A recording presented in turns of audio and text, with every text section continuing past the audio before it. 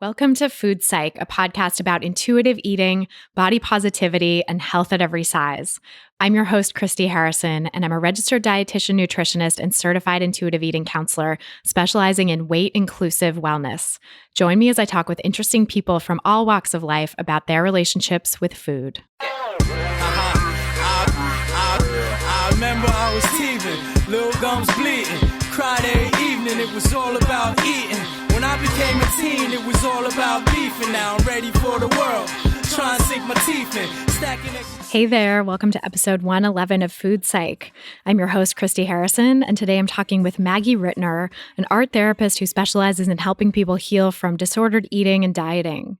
We had a great conversation about the impact of art on recovery, how intuitive eating translates into intuitive living and intuitive cooking, learning to trust and honor your voice and express yourself creatively, and a lot more. It's a really, really great episode, very far-ranging, and Maggie had so much wisdom to share, so I can't wait to share it with you in just a moment. Before I do, I want to answer this week's listener question. We're answering a question in every episode about health at every size, eating disorder recovery, intuitive eating, and all the topics that come up on the podcast. And this week's question is from a listener named Meg, who writes, I was listening to a podcast in which Whole Foods CEO John Mackey was interviewed about his new diet book. Okay, I know, trigger central for sure. Having worked with John many years ago, I know him to be fascinating and super intelligent, but also annoyingly smug, opinionated, difficult, and controversial. While most of what he had to say, even these many years later, did not come as a shock, I myself am a very different person, read Healing and in Recovery, and the sting of his words about fatness, quote, overweight, and quote, obesity was incredibly strong. I won't quote him here, but suffice it to say his pathologizing was offensive and ridiculous. Okay, so my actual question is, how is something like this best called out?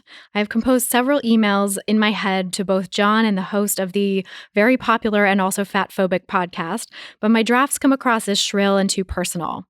I want to ask a fat-positive, science-backed professional to respond in the measured, collaborative, and practical way I don't seem to be able to pull off, but then that means I'm passing the buck. I'm just not sure how to best tackle these situations. So thank you, Meg, for your question. That's a really great one. And first of all, I just want to say, go easy on yourself. I want to offer some compassion here because this is a tough thing to navigate and you are doing the best you can and nobody does it perfectly, So if you want to have someone respond on your behalf, that's absolutely fine. If you want to send something that's personal and as shrill as you want to make it, that's absolutely fine too, right? You don't owe anyone a certain kind of way of framing your experience or, you don't owe them palatability, right? It doesn't have to be palatable to everyone else. If you want to express yourself a certain way, that is your right and go for it, That said, of course, I know that's easier said than done to just discount the haters and the potential ramifications.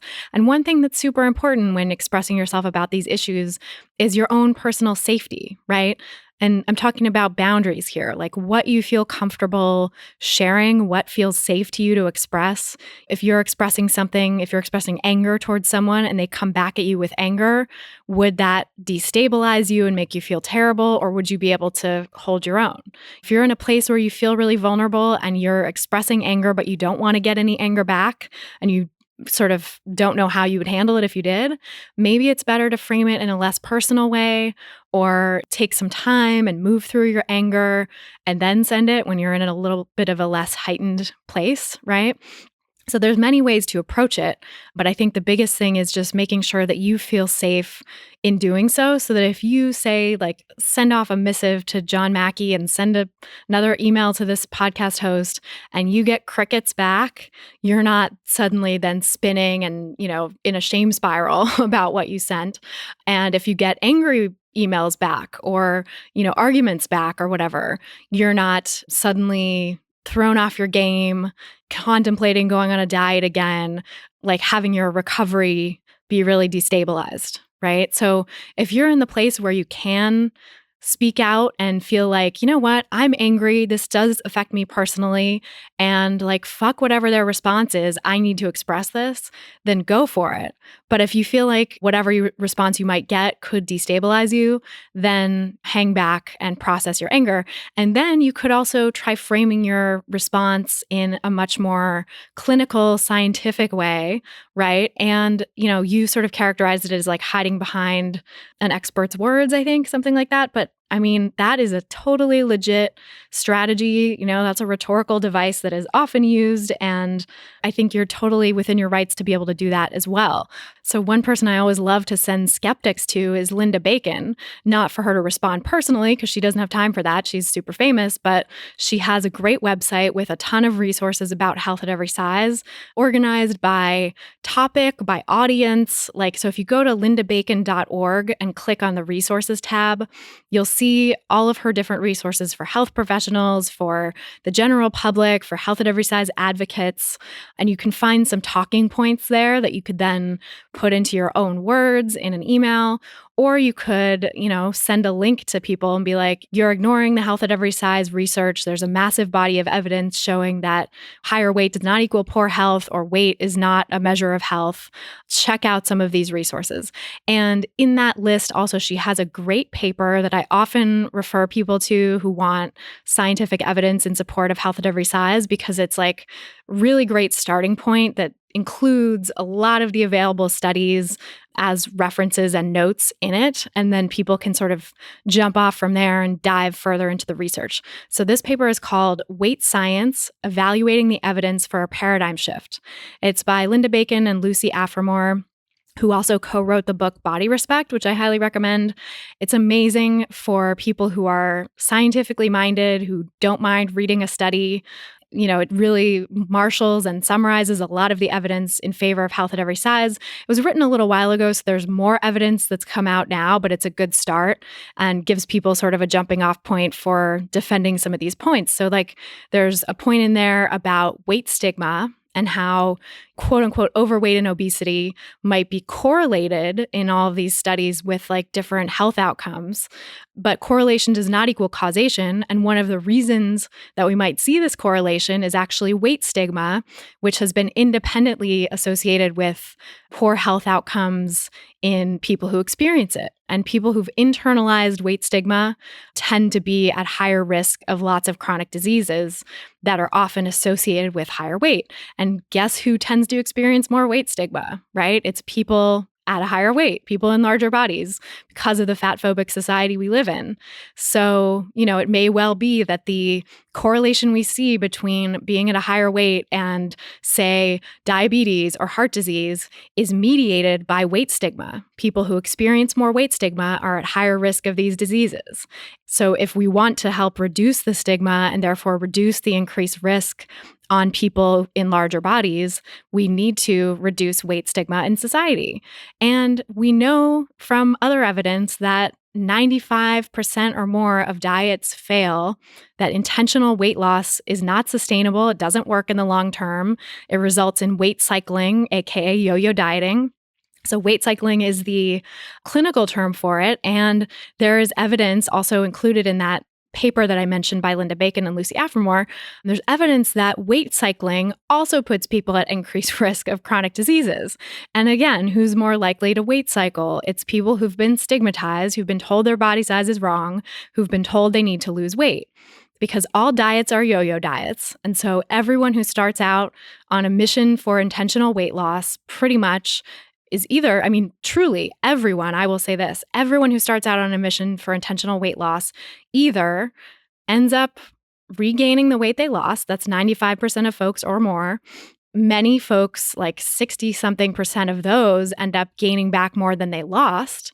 And if you're not in that camp of the 95+% of folks, and you're in this very small, maybe probably less than 5%, maybe even 2% of people who maintain weight loss long term, you're either struggling with seriously disordered eating or a full-blown eating disorder that just has not been diagnosed because the person started out in a larger body. So, it's well known that now, at least, mental health professionals are realizing, and there's a new category in the DSM-5 for higher weight anorexia. So there's not a weight category associated with it anymore. You can have all the behaviors and symptoms of anorexia, except you're in a quote unquote normal or quote unquote overweight or obese BMI category, but you still have anorexia because you're doing all the behaviors of anorexia. It just hasn't resulted in your body being labeled as underweight. So that's a lot of people who've lost weight and kept it off, right? People who started out in larger bodies and maintained their weight loss often are in that camp. Either could be diagnosed with anorexia or just have some seriously disordered eating that really takes over their life and curtails their enjoyment, prevents them from being spontaneous because they're constantly tracking and measuring and exercising for the purpose of changing their body and doing all the things that so many of you listening have done in the name of weight loss that have just made you feel totally out of control and totally consumed by this process, right? So if that's the best we can hope for, if that's what the people who are quote unquote long-term weight loss maintainers are doing, why do we want that? Why does anyone want that, right? Because the health outcomes for those folks are not going to be very good because their mental health is suffering. And many of you have experienced this. I would venture to guess anyone who's a long-term listener to this podcast, anyone who resonates with this podcast deeply has experienced this themselves. And there are tens of thousands of you listening. So we're a pretty big representative sample right here, right? And so to know that that is the price people pay for trying to intentionally lose weight, it's that's a very high price and it's not worth it. Right? So, I'm saying all of this from a perspective of someone who's gone through it and is fully recovered and speaks out about these issues all the time and has a degree and has all this science at my fingertips. And I don't expect everyone to be in that place, right? If you're still in your recovery journey, if you're still working through some lingering issues in your relationship with food or your body image or how you perceive people in larger bodies or whatever, maybe now is not the time to be quite as strident and outspoken, but you can pick and choose what of the sort of things that I just said resonates with you and feels like something that you could put into your own words in an email without having to mention your personal story if that feels safer. Or does it feel safer? Maybe this is true with people in your life more so than with strangers on the internet, but I think with people in your life, to get them to understand, it's almost the reverse. It's almost like framing it in terms of a personal story. If the person is safe and someone who loves you and someone who will make an effort to understand you, sometimes framing it in terms of your personal experience is the way that they can see oh, wow, this diet culture thing is actually pretty detrimental. I had no idea that it affected my loved one this way, Because sometimes with our loved ones, if we start throwing out a bunch of science and if they have their own strong beliefs about food and dieting and body size, they can get really defensive and it turns into an argument and it doesn't end up the way that we want it to go, right? So sometimes to sort of evoke empathy in the people close to us where we feel safe, it actually is important and valuable to share our personal experience. But I would say with these strangers on the internet, really think about whether that's true, whether that feels safe to you, or whether you'd rather just couch it in clinical terms and send them links to some of the science. And whatever you choose is totally fine and right for you. And if you want to be personal and, shrill, God bless you, because being quote unquote shrill, right? That's something that women have been called to silence our voices for millennia, centuries at least. It's the title of Lindy West's book because that is an epithet that has been hurled at her for being an outspoken woman, an outspoken fat woman, right? That is the epitome of the type of person that gets shut down and labeled as shrill and, their voice silenced in our culture. So to sort of reclaim that word is an act of defiance and an act of revolution, really. So, if you want to be shrill and reclaim the shrillness for yourself, go for it, because maybe that is therapeutic for you. So I'm kind of offering just a bunch of different options for how to frame it, but ultimately, you know what's right for you. So listen to this and try to just tune into your intuition, see what it's telling you about the right way to proceed, and you can't go wrong. Speaking of which, I meant to say at the beginning of this answer that these answers are for informational and educational purposes only. They're not substitutes for individual medical advice or mental health advice, for that matter. So yeah, consult your own providers. And if you have a therapist, this might be valuable to talk it over with them as well. But trust your own intuition and use what I say as a guide to educate yourself, to have some other options. And good luck. I'm excited to hear how it goes. Maybe share about it in the Facebook group if you like. Speaking of the Facebook group, you can find that at christyharrison.com/community if you'd like to join. There's a few thousand other listeners in that group, and everybody's sharing their support, their stories about what's changing for them on this anti-diet journey. It's a really great place to connect with fellow listeners and get lots of support on your journey towards peace with food. So again, that link is christyharrison.com/community. And if you want to ask a question of your own for an upcoming episode of the podcast, you can do that at christyharrison.com/questions. And for a deeper dive on a lot of these topics that we're going to be covering in questions here, you can join my Intuitive Eating online course, which is a 13-week program to dive into the principles of intuitive eating in depth and really demystify and troubleshoot some of the things that come up for people when they're trying to put intuitive eating into practice. And the course also has a monthly Q&A podcast from me. So I'm basically answering questions like the one I did here, but there's like 20 to 30 of them each time. And they're about, an hour to an hour and a half long, really getting into the nuts and bolts of intuitive eating and answering people's individual questions from the course. So if you'd like to get in there and get access to our library of monthly Q&A podcasts, and now we're up to like 13 of them, plus all the modules of exclusive content walking through the principles of intuitive eating, and audio meditations, journal exercises, handy notes, and infographics, you can head over to christyharrison.com/course to learn more and sign up. That's christyharrison.com/course. All right, without any further ado, let's go talk to Maggie Ritnour. So tell me about your relationship with food growing up. Both of my parents were working parents. They both worked full-time. So I have a lot of memories of going to eat, like Wendy's and McDonald's. Well, Wendy's often, and like Pizza Hut as like a way to get my dinner in the evenings.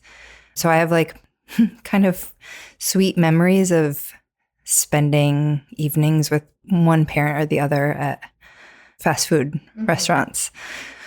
And my mom didn't really enjoy cooking. So eating with my family it wasn't like an enjoyable experience with the whole family. We ate dinner in front of the TV often, and that was like, that's a little sad, I guess, looking back. But food for me, I remember it equaling like love. I mean, my mom looks back now and she's like, oh, I wish I hadn't brought you up on fast food. But it felt like it was quality time. And then spending time with my family at the end of the day, being away from home. And then I would be away from home for school, and then at the babysitter, or when I got older, like at dance class, I was like big into dancing or after school activities. And so it was like the one time that we had as a family. And it wasn't that I cherished it, but it felt like that was kind of like a little forced sometimes, but also like, this is love. This is how my family. So you were all together when you were going to fast food, or? No, it was usually one or the other parent. We would be all together in the house when we ate. I grew up, my sister is 12 years older than me, so it was kind of like I grew up as an only. So when we ate at home, that was awkward and like frequently not at the dining room table. We had this dining room table, but it was used for other purposes like mail, bills, forts when I was little, or like projects like art or sewing. So we'd eat like on TV tables in front of the TV, and that didn't feel like love in the way that I consider love now, but it was kind of like our family quality time. Mm-hmm. Like your little ritual. Yeah, not really connected, but spending time together, which is really interesting. I hadn't thought about that. Yeah. Yeah. Did that translate into some disconnection for you in like with food or your body? Like distracted eating? That's interesting. This is a good question, Christy. I guess distracted, and like it has made me think of how much I really cherish moments of connection with other people when I'm eating. Like I really enjoy having food, snacks, or, meals with people. And that's not how I grew up. So it's kind of special in that way. Yeah. Yeah. Yeah. That's interesting. Yeah. So how did the dance factor in? In my eating? Mm-hmm. And your relationship with food and your body, Yeah, I'm around 17. I decided I was going to stop eating meat. And that was about the same time that I was like pretty hardcore I grew up as an Irish dancer. And like Riverdance. Yeah, like Riverdance. But like Riverdance is kind of like a performative style of the competitive dance form, which is now it's like super athletic. And I decided I would be a vegetarian, like long story short. And I stopped eating meat, and I convinced my parents because I was raised Catholic, and I gave it up for Lent as a way to like sneak it in. And they honored it. And then they were like, oh, you're still doing this. And at first it didn't feel like a control. It felt like I really wasn't interested in meat anymore. But then I recognized it as the years went on as being like, definitely I noticed like the quality of like how like my energy input and exput. And I didn't have, because I wasn't raised in a family I was raised on like chicken McNuggets and like cheeseburgers and boiled ham and cabbage. I was raised by Irish mom, and like chicken and rice. Like I didn't have another way to like get protein. And so I know that it affected my energy level. I think that where I started considering it in a different way was in relationship to friends who were in dance. Like one of my closest dance friends, she was a year younger, and we were kind of like buddies / like hardest competitors in Irish dance, and we traveled everywhere together in competitions. And she was like really restrictive in her eating and had tried it talked to me about diets and laxative use. And it wasn't something that I was at all interested in. I just kind of like heard her out. And in the dance world, even in Irish dance, even though it's like I got into Irish dance because background, my sister was a ballet dancer, and she was 12 years older, and really, ballet is like super hard on your body and really focused on like, as an art person, like focused on like lines and what lines look like, but there's a big judgment on one's body. And my sister, as a young dancer, would get like weighed in when she went to dance. And so I grew up knowing that she struggled. She developed disordered eating patterns I wasn't aware of because I was like a baby. I was like 5 when she was 17 and going through the heart of it. And I don't even know how much of a struggle it was. But I got put in Irish dance because in Irish dance, it wasn't as dependent on like what your body looked like. It was about like what your body could do and the rhythms made and the percussive elements. Which you need a lot of energy for. Yeah. Yeah. So I was put in this dance form, and I knew like my friend was, we were competing kind of against each other, and she was really focused on her body. And we compared ourselves to one another. And as we got older, fast forward like through the years, like in our 20s, it was apparent that our differences and how we were considering what we were like putting in to our bodies. And I haven't like, I've had moments of definite like using food as a way to control, like, and I look back and I know when I've been in like really, really hard moments in my life, especially in my younger years, but related to dance, it wasn't ever like I was always kind of an intuitive eater, not always a smart, educated eater in regards to like becoming a vegetarian and then not really having quality of a meal that would allow me to be like an energetic dancer, but not really restricting myself from things. That really came in for me more when I was suffering like from emotional stress and, in relational, like as a young woman, like I've thought about like, what does my body look like and how can I change it sometimes? I feel like any kind of young woman in this culture considers that. And that's an ongoing like fight of, do I want my body to look different? Or I want my body to look different is a thought. And then I'm constantly kind of like redirecting. Like, what do you want to change? Like, really, is it the situation or is it your body? Like, do you just need to buy some new clothes? Right. Yeah. It's so easy to blame your body for so many things, right? Yeah.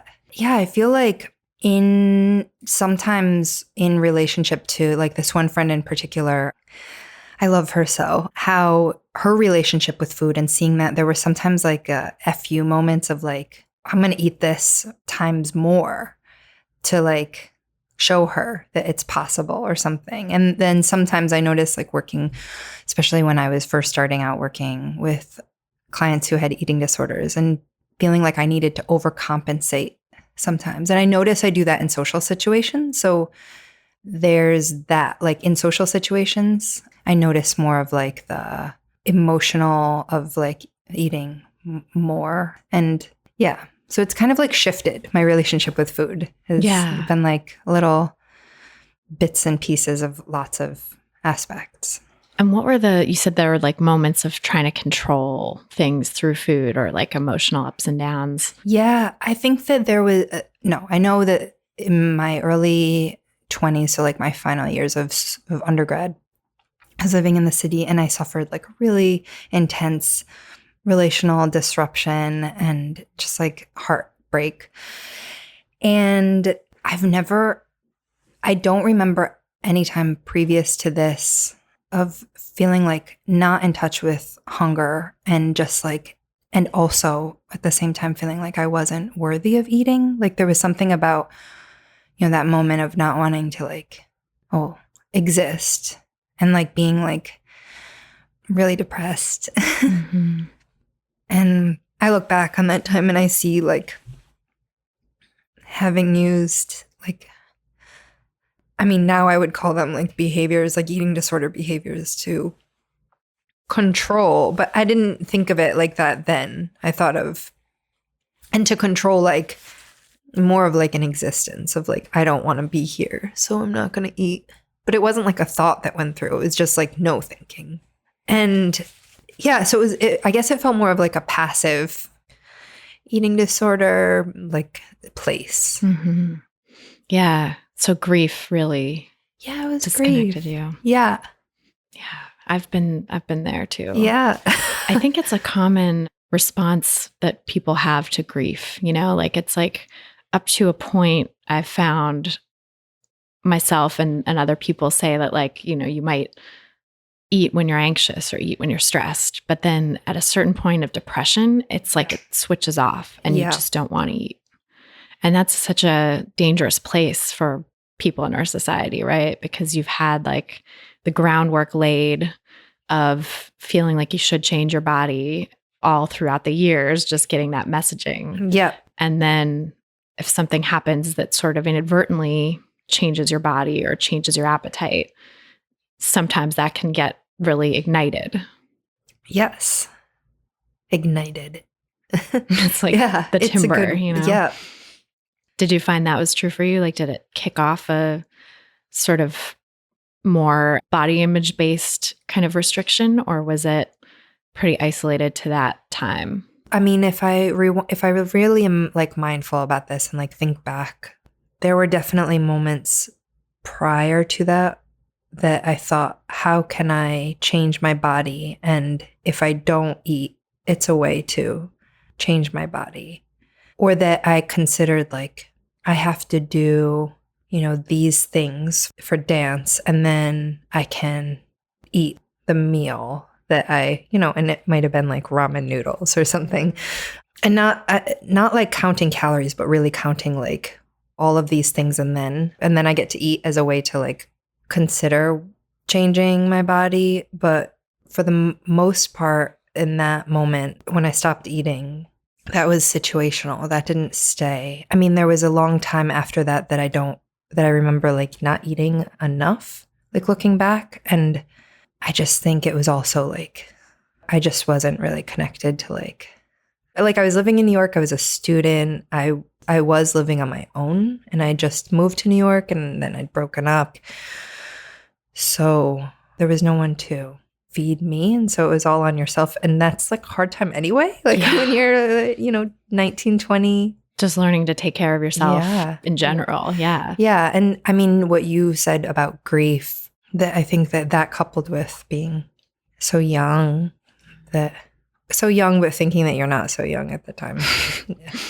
Totally. Like, I got this. I'm cool. Yeah. So what happened then? Did you reach out for help ultimately? I reached out for help. I mean, I was kind of in a situation where I had been living with this person, and so I remember like needing to reach out because I didn't know anybody. I'd transferred schools, and so receiving help from people, but it kind of all being like a blur. I mean, it's all kind of connected to like my eating and lack of eating is kind of connected to this real like period of in life where things just kind of blew up. But getting back on my feet and then continuing to like not eat enough, like eating really kind of bizarrely, like just whatever was cheapest. And like I remember eating a lot of carrots because they were just carrots are like really cheap.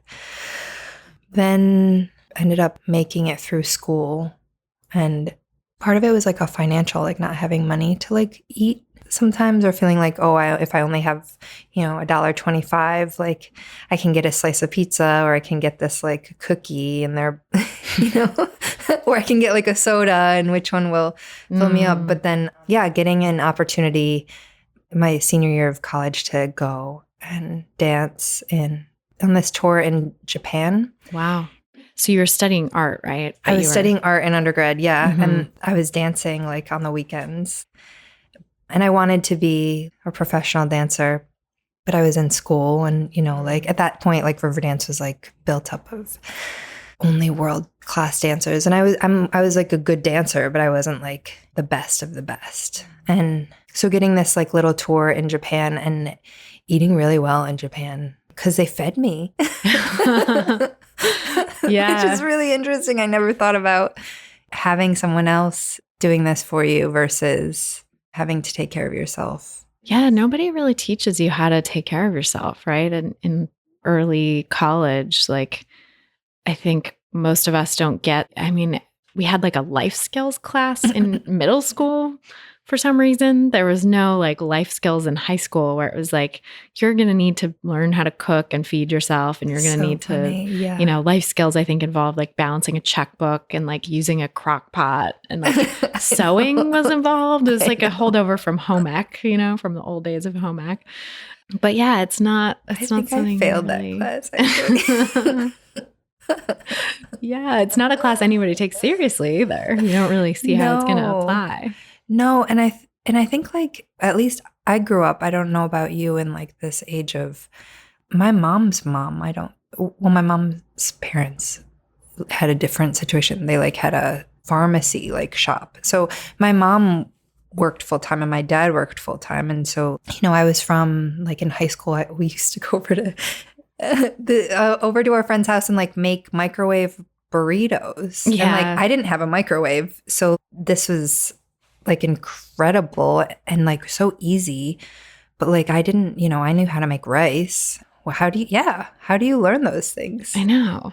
Someone's got to teach you. I guess so. Someone who knows how to cook, and who likes how to cook. I mean, my mom just didn't really dig it. I can bake well, but. Yeah, same. Actually, we did a lot of baking growing up, but I didn't really learn. I think my mom taught me how to like boil pasta and rice and stuff. Yeah. But I remember a friend in college had to teach me how to like make a sauce or make a pasta sauce. Absolutely. I mean, Like I'm like, I can make a mean cookie and I can make some delicious cake, but like fancier stuff. No. yeah, like, I mean, now I can make food and I feel like confident, but definitely when I was young, I didn't even know like that things were a possibility. And there was no internet when I was a kid. Right. So Me neither. like I didn't have cookbooks or they didn't seem accessible anyway.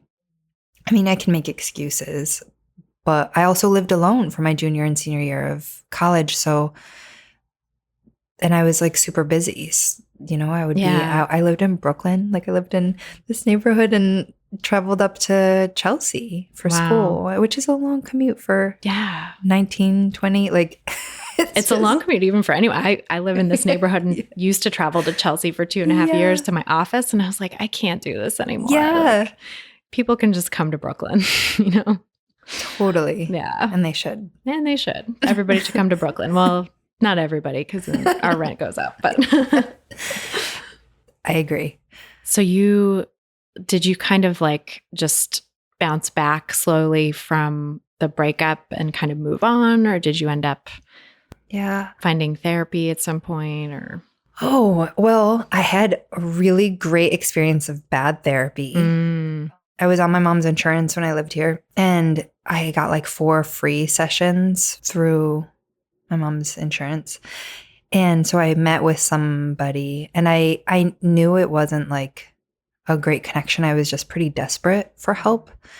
So I met with this guy, and he was like one of those offices underneath in like ground floor that you went underground. I remember he had a lovely couch and this bulldog that would sit with him. And sometimes the bulldog came over to me, but he would just sleep and snore through the whole session. And there was something like disgusting and comforting at the same time, because I grew up with dogs, which might have been the only reason I went back. And the guy seemed to really care. I remember him calling to check in on me, which I don't think I would do unless I was concerned about a client. And back in the day, it's landlines, you know? So, but having a lot of conversations about the dog. And so I'm calling it bad therapy, but maybe I was being really guarded. I don't know. I think I was, and guarded is like another form of like restriction, right? So not letting someone in. Yeah. Not really asking for what you need. Absolutely. I just transferred to the School of Visual Arts, and I was in a program that like I didn't know anybody, but I'm really good at like making like social connections. But it was at a time that I was so like down. So it was definitely, I was very committed to school. So I painted a lot. And because I didn't know anybody, I kind of like used that as an outlet, like painting. And then I would just like, I was ravenously like writing, which is an interesting choice of words. Like I just couldn't stop like writing and drawing. And the artwork, I haven't really looked back on that time of my artwork, but I remember the artwork that I made and having it be like giant, encompassing the whole, like my whole little studio, which is, you know, pretty big size. And I think that got me through, you know, like these images of, I made a lot of images of elephants like crawling all over people, and just like these images of pain. And I felt like it was cathartic. So hence my interest in art therapy and finding meaning in art making. But that and art and writing, I see the artist's way, like it's Yep, totally. That's like, it definitely moves it, you know? And having a long commute helped take up time. Like I think that life in New York can be really, really lonely and really isolating. And then there's this other side of that you have to be social. Like you have to be around other people unless you have like a mode of transportation that you can remain solitary. So to have to be around people was helpful also, which I'm grateful for the train. That is interesting. Yeah. Yeah. It's a forced sort of interaction. Gets you out of the house, gets you seeing people. Yeah. Even if you don't want to. And even if sometimes I remember like crying on the train and somebody coming up and talking to me. Like, God. It's so sad, but it makes my heart like grateful for old women on the train. So you kind of just Helped yourself through it, sounds like, too. Yeah. And I think definitely felt more connected with food. I started eating fish when I got back from Japan. And then I worked at a sushi bar when I moved back to New York. And so it was like I was being fed regularly. So I think my relationship with food has something to do with having other people around to feed me, which is, I'm just realizing this is a possibility. That's really interesting. Very much so. Yeah. Did you start to get the hang of like the self-care and self-feeding at some point?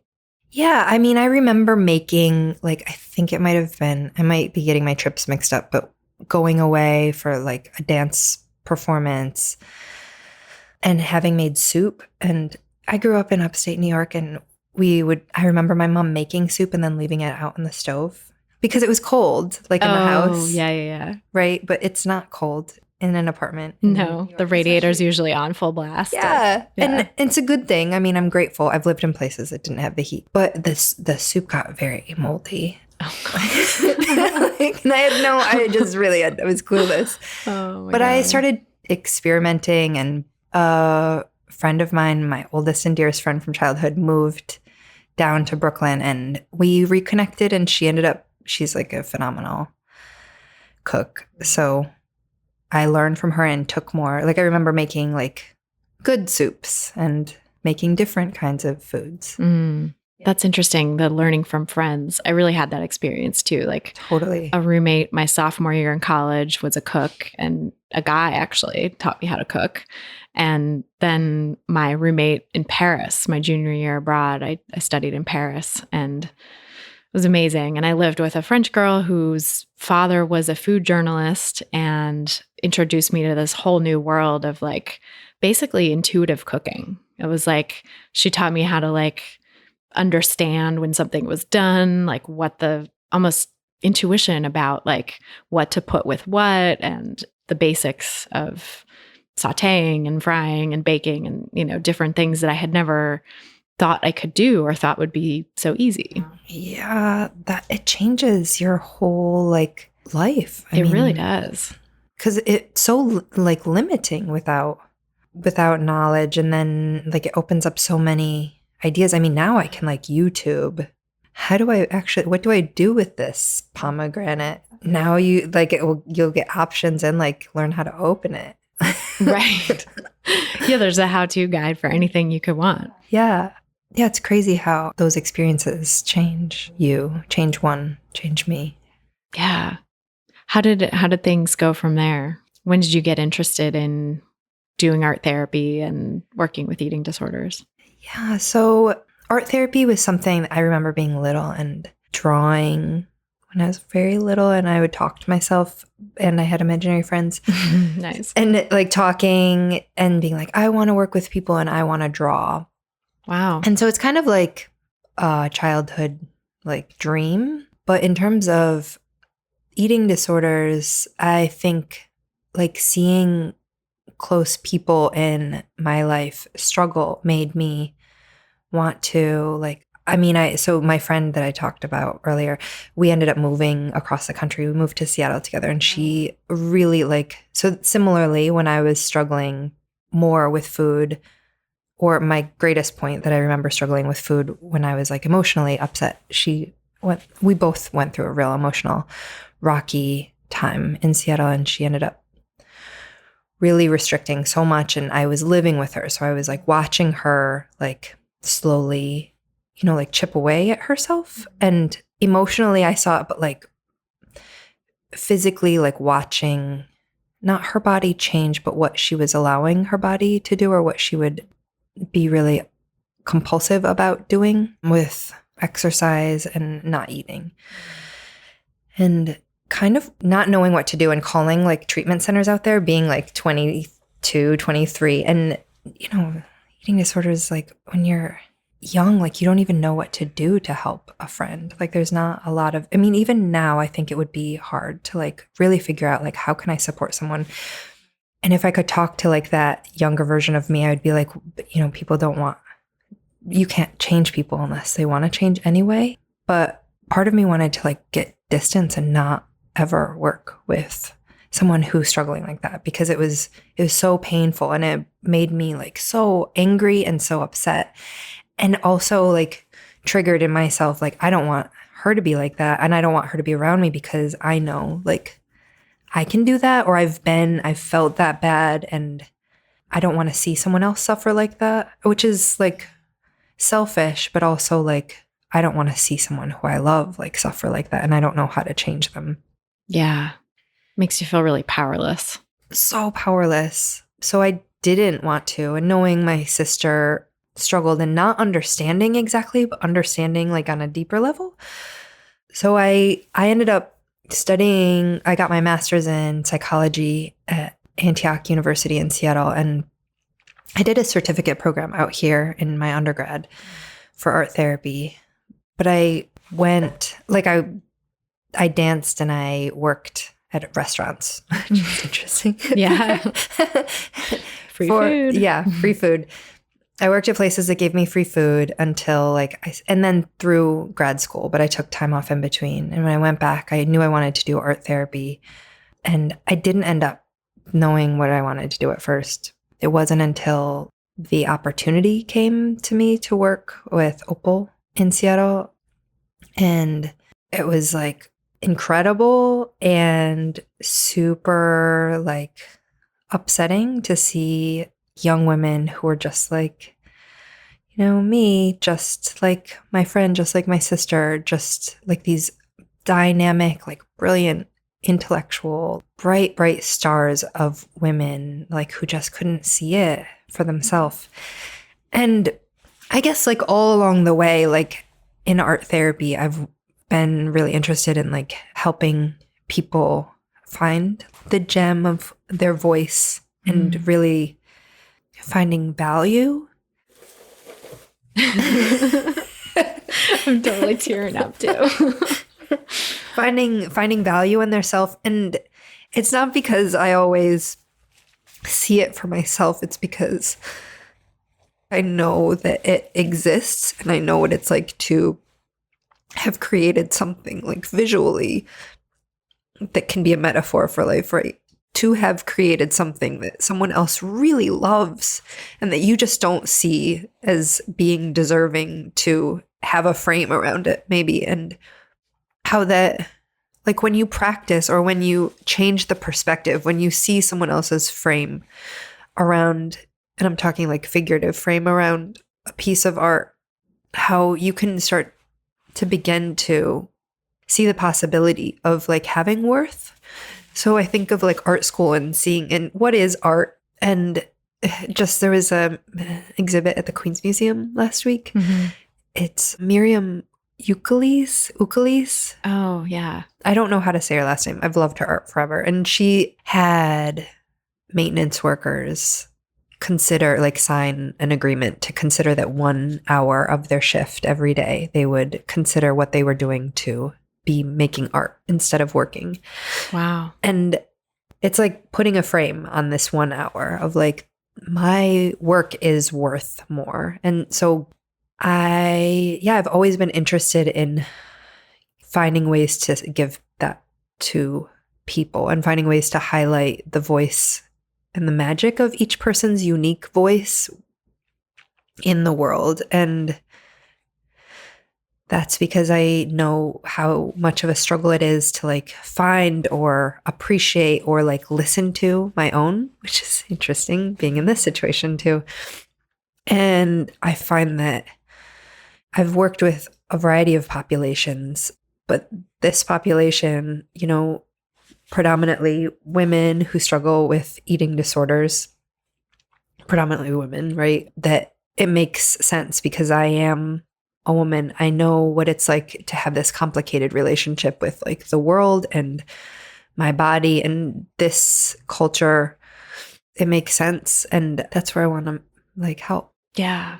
That's really beautiful. That concept of helping people find their voice and put a frame around their existence or what they have to give.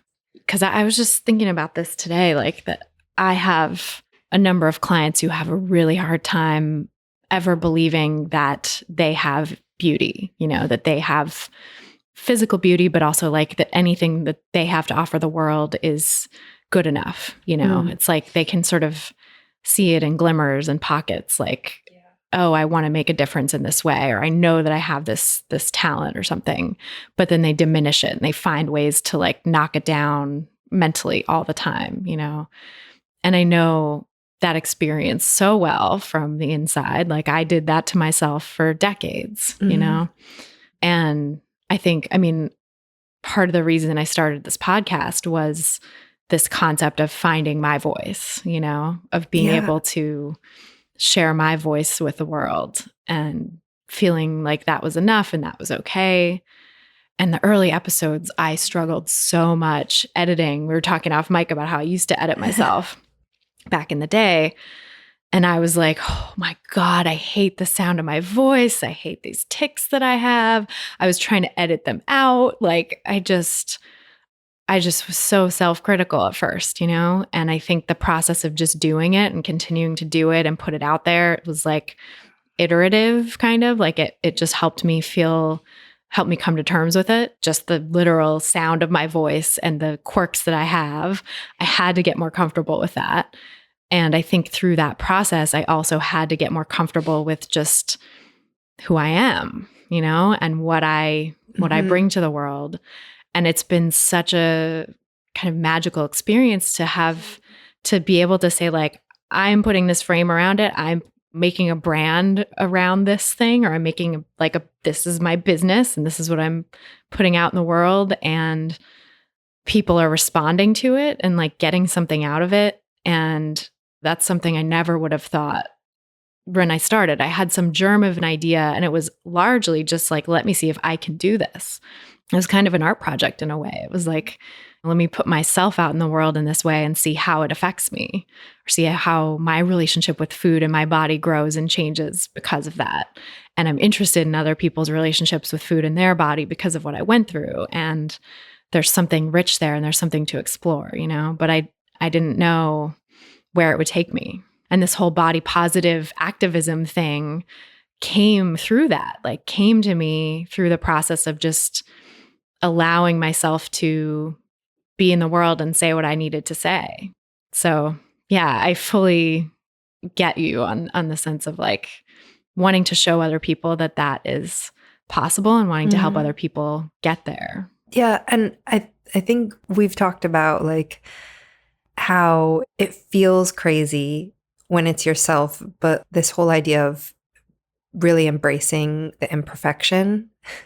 Yeah. And how that when I see someone who falters, who like falls, but then gets back up, I feel more connected to them. Like as a performer, I'm like, oh, look at how they just like got back on the beat. Or as, like hearing someone's humanness in a podcast, it's like, oh, they're like me too. But I have so much self-judgment when it's me.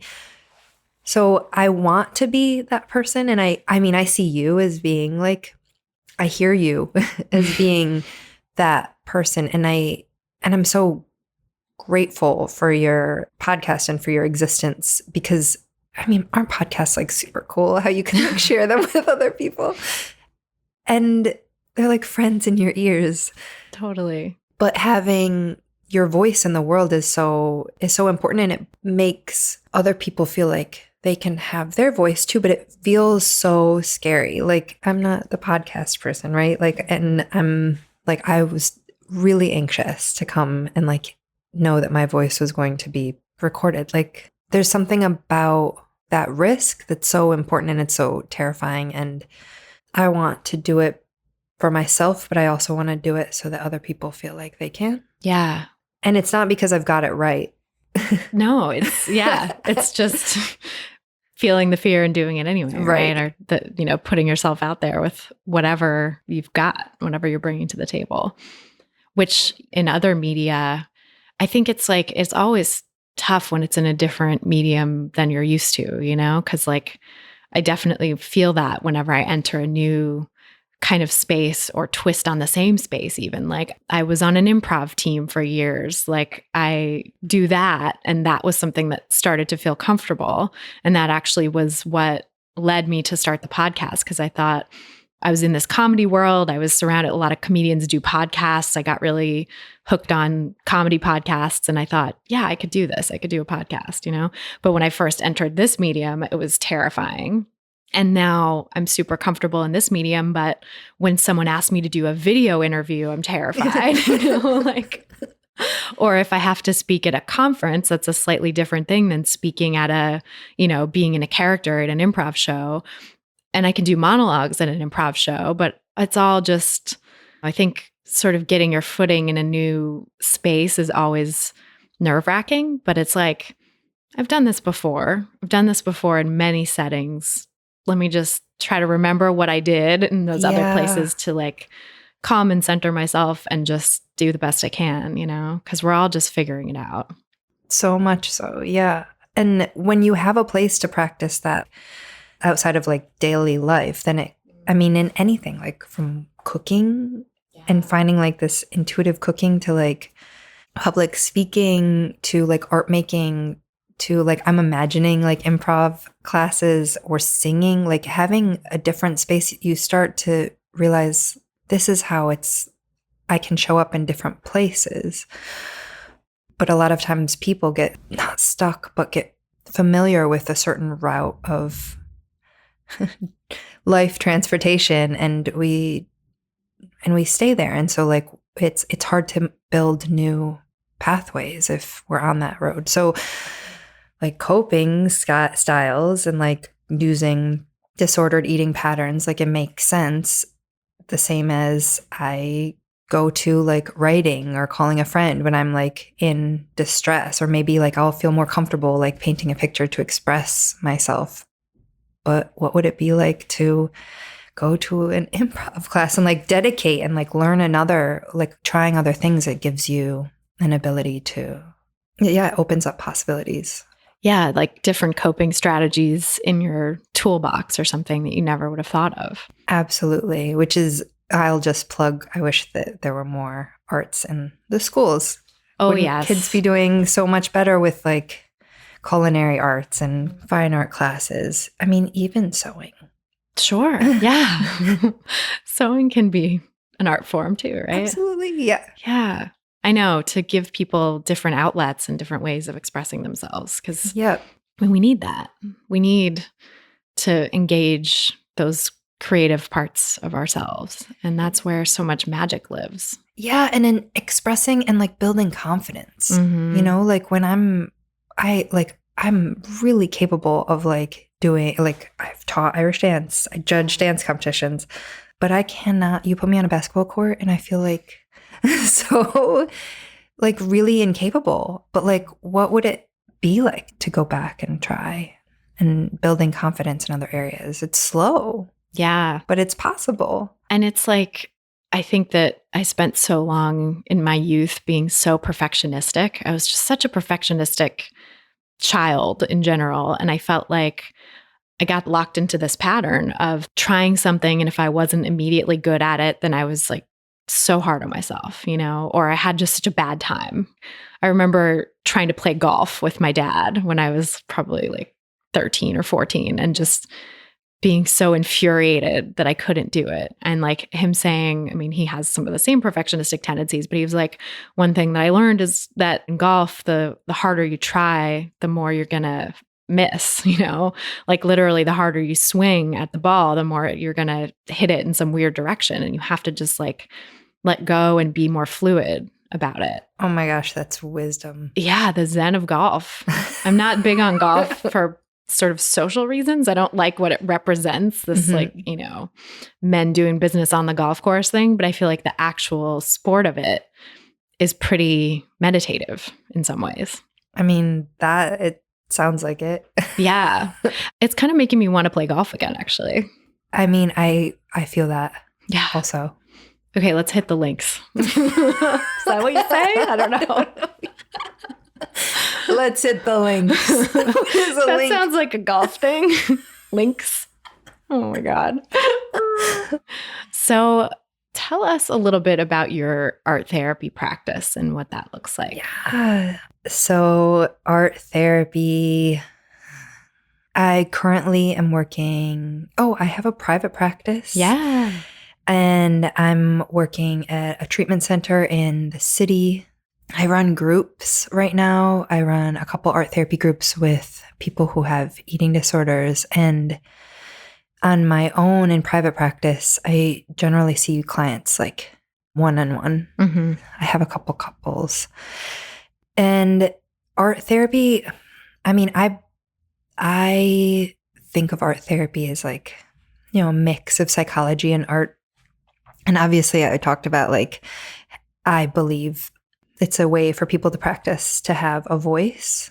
But a lot of times is like high functioning, like type A, intellectual adults, like people who seek therapy. I have worked with people who are mandated or hospitalized, but now I'm working with people who are generally seeking, for a treatment center or in individual private practice. These are people who want help. And a lot of times, like to get to a point where we're asking for help, we use words. Yeah. and words are great. And they also like serve as like a mask for what's really going on. I am also one who uses words to mask.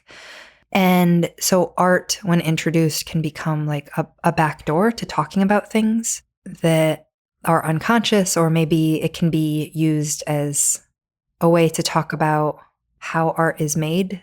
Recently, I worked with, just earlier this week, I had a young woman that I was working with who was doing a watercolor image of a tree. And I think I talked to you before about how trees can be like a representation of yourself. And a lot of art therapists believe that like trees are like, the leaves are thoughts, and like how the branches connect to your body, and like the rigidity in a trunk versus the flexibility, or has the tree been traumatized? Like, what's its foundation? What are the root systems? And all of these things, it's like, what is your support system like in life? How are you in the ground, or are you alone? And do you feel alone on this page? So you can kind of interpret the symbol in a way. I love to interpret art, but I try to keep my interpretations to myself and get curious when I start to interpret and say, like, what does this mean to you? For two reasons, because I don't really think I know. And I think that's important for me to question, like, what it is I think I know. When I start to do that as a therapist, I think it's like a dangerous place, because I'm always learning from my clients. And I think it's a good practice for me to trust them. And I don't always trust people, but I trust that people will share what they're willing to. And, unless they're willing to drink the water, like then if I lead them, so there's like this acceptance and change. Yeah, knowing that it's not going to be the kind of linear process that you might want it to be. Totally.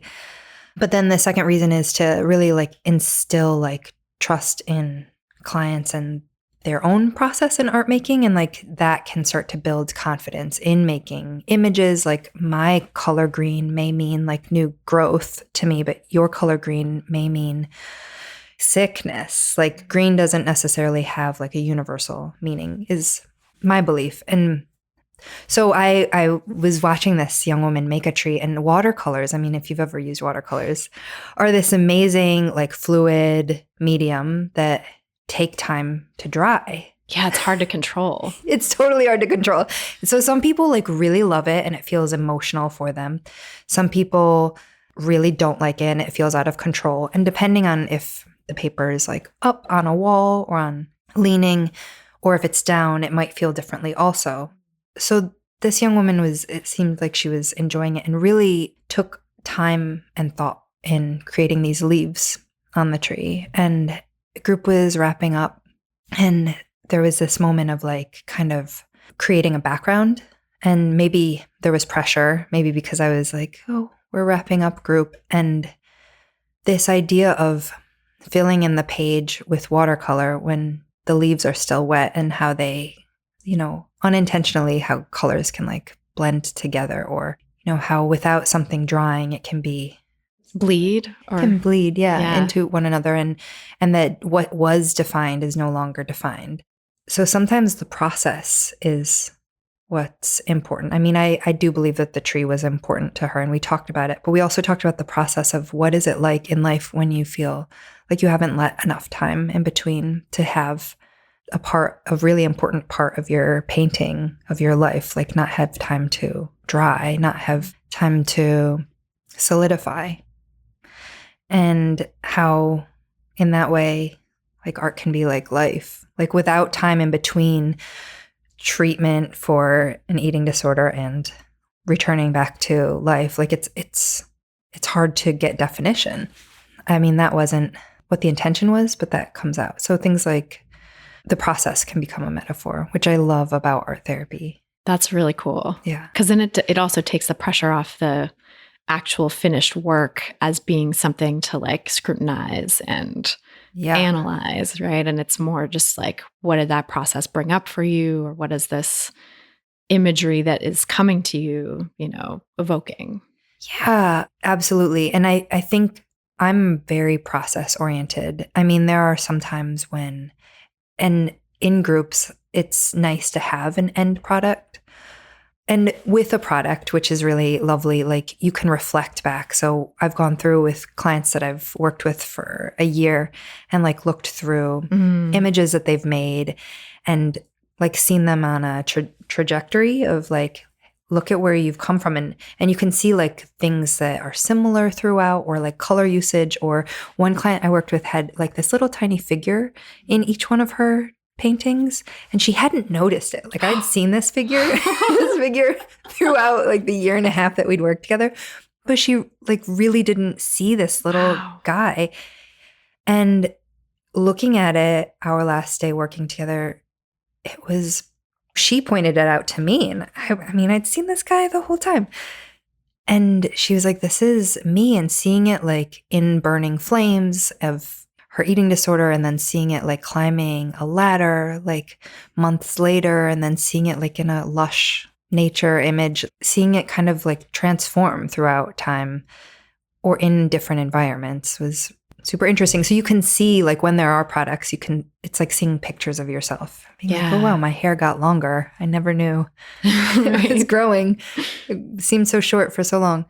Yeah. So having a product can be really nice, but really encouraging clients or whoever is making art to make their own meaning.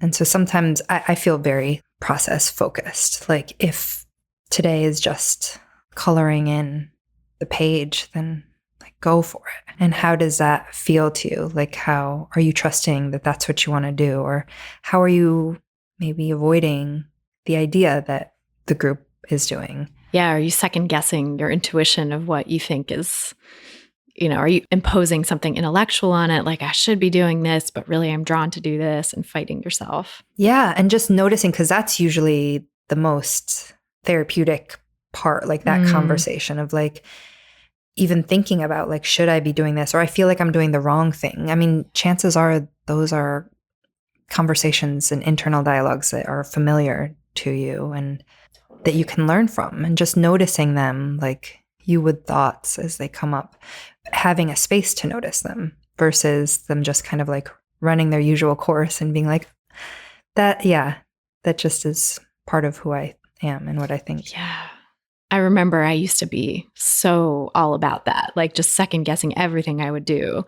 And it was so second nature that it didn't really register until one day I told my therapist, I was like, I can't remember if I just like didn't really have other stuff to talk about or if this was really bothering me or something. But I was like, yeah, last night I couldn't figure out what to do with my time. I had some downtime and I was like, I should be reading the New Yorker, but maybe because I used to have this whole thing with the New Yorker where it was like homework comes every week, it would pile up. And so I was like, felt very like compulsively or sort of compelled to read it even when I didn't want to. But then I was like, but I should be doing this, or actually I need to do that, or and what I really felt that I wanted was just to like lie down and not have to do anything. But that wasn't something I was allowing myself.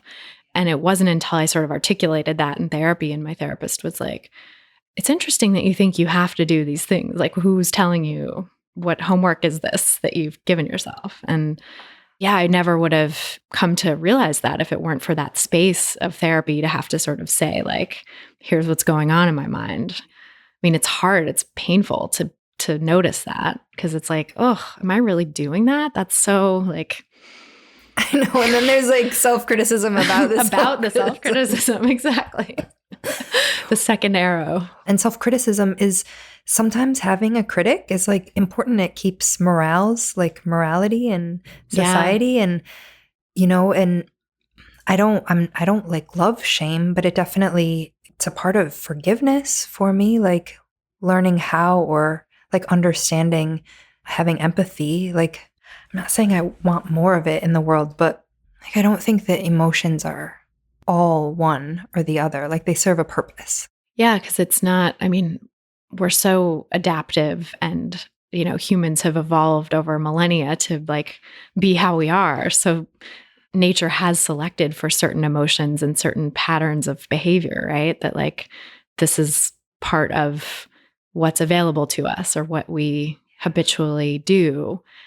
And that's not out of nowhere. Like, there's definitely a reason for that. Maybe the sort of fact that most of us walk around in fight or flight mode a lot of the time, like probably isn't super helpful on a daily basis when like there aren't any tigers roaming around that could get you, but maybe is helpful when you're walking home late at night from the subway or whatever, you know? Like, absolutely. There's a little bit of adaptiveness, or there are adaptive moments, I guess, for every emotion. Mm-hmm.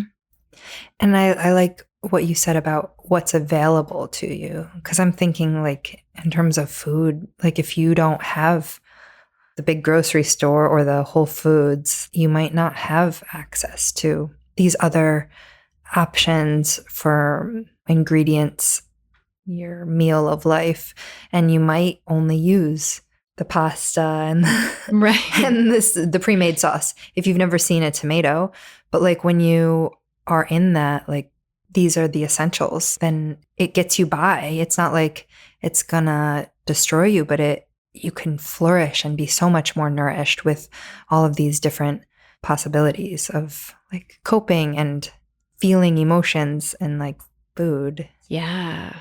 So tell us where people can find you. Oh, I can be found here in Brooklyn. I have a private practice called Roots Art Therapy, and you can find me at rootsarttherapy.nyc. Roots, like a tree. I love that. And I also work at Balance Eating Disorder Treatment Center in Manhattan. Awesome. And I feel really honored to be there and be growing with such a dynamic team. And yeah, I mean, and I judge Irish dance competitions on the weekend. So people can check you out on the Irish dance circuit. You can see what my judgmental thoughts are. Oh, I love it. Yep. Thank you so much. Thank you so for having much. me. This was an honor. So that's our show. Thanks again so much to our guests for being here and to you guys for listening. And we'll be back again next week with another brand new episode. Meanwhile, I'd love to stay in touch. And the best way to do that is via email. So you can go to christyharrison.com/email to sign up for my VIP list. I'll send you info about new episodes of the podcast as they drop, as well as exclusive sneak previews of new episodes, giveaways and other special deals on the products and services I offer, special tips on how to make peace with food and learn to trust your body, and a whole lot more. Sign up at christyharrison.com/email. You can also subscribe via iTunes and leave us a nice rating and review, which is a great way to get the word out about the podcast and help other people find these important messages. Just go to iTunes from your computer or your podcasts app, type in Food Psych to the search bar, click on the result that comes up under podcasts, and then click on ratings and reviews, and you can leave a rating and review right there. And I really appreciate all the 5-star reviews and wonderful ratings that we've gotten, because it's helped us climb really high right now in the rankings. And that's really cool because we're competing against some of the weight management and body shaming types of messages that I'm trying to fight with this podcast. So we've really started to beat out a lot of the diety voices, and I'd love to continue climbing higher in the rankings to get this message out even further. So please leave us a nice rating and review. It's so very much appreciated. And thanks to everyone who's left reviews so far. The music you're hearing behind me now is by a band called AWOL, and the track is called Food, used under the Creative Commons license. Thanks so much for listening, and until next time, stay psyched. Stupid or scared, no work in the kitchen now. Who put